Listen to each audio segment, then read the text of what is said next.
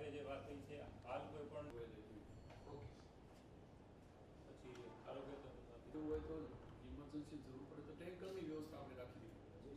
પીવાના પાણીનું પુરવઠાની પણ હાલ કોઈ વિશેષ ફોન થાય અને જે તે લગત અધિકારી સુધી તરત મેસેજ પહોંચે એ રીતની વ્યવસ્થા કરી દીધી. મેડિકલ સર્વિસીસ ઉપલબ્ધ થઈ શકે, ખાસ કરીને સગર એક વાર રિવ્યુ લઈ પીજીવીસીએલ 5 ટીમ અમારી ડિપાર્ટમેન્ટલ ટીમ છે.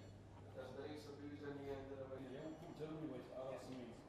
એ વખતે સેતુની નદી કાંઠાના છે એને ખાસ એલર્ટ કરવામાં આવેલા છે. અમે કોઈ પણ રીતે પેશન્ટ કે કોઈ વ્યક્તિ સફર ના થાય એ સાથે સંકલન અને એને રેડી ટુ યુઝ પણ કરાવી દીધી છે. જૂના લો લાઇન કોઝવે તૈયાર થયેલા છે ઢાળિયા, હા, એનું આમાં ચિત્ર દર્શાવેલું છે.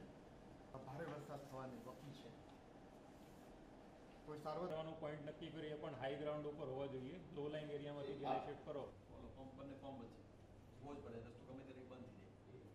વધારે વરસાદ પડે બી સ્ટ્રક્ચરો છે પણ બંને બાજુની કાચ પડી ગઈ એનું આયુષ તૂટી ગયું, ટૂંકા ગાળામાં તૂટી જવાનું. ઘણી વખત લોકોને જેમ હોય એને કંઈ સ્ટેટ હસ્તક પંચાયત એલર્ટ કરી દીધા છે. ગામના સરપંચશ્રીને પણ સૂચના આપી છે. અને જે નદીના નજીકની ફ્લડ ગેટ છે દરેક આપણે કોઝવે ઉપર આપણે દરેક રસ્તા ઉપર એક સેક્શન ઓફિસરને સતત વિઝિટ જિલ્લા લેવલ ખાતે અમે આઈડેન્ટિફાઈ કરીને ઓન કોર્સ કેમ્પેન ખાડો પડવાનો એટલે પાણી ને રસ્તા પર ભરાય છે. થયેલું છે. As of now sir situation totally under control છે. અને જાફરાબાદમાં સર